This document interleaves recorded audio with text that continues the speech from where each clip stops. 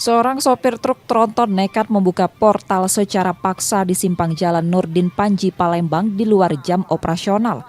Aksi yang terjadi di Kelurahan Sukamaju, Sukarame itu viral di media sosial usai sopir memanfaatkan kelengahan petugas yang berjaga.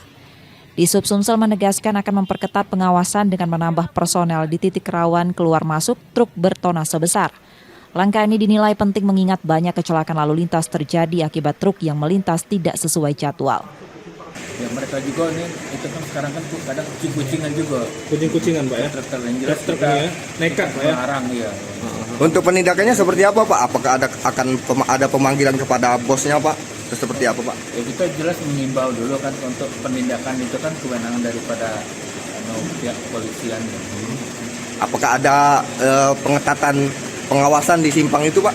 Ya kita melakukan pengetatan juga, kita melakukan silakan ada pos di Simpang Persuara dan Simpang Nurdin Panji. Selain itu, Dishub juga merencanakan koordinasi dengan pihak swasta untuk menyediakan kantong parkir untuk truk yang belum diperbolehkan masuk kawasan kota. Reski Oktora, Muklas Diferensial, Kompas TV, Palembang, Sumatera Selatan.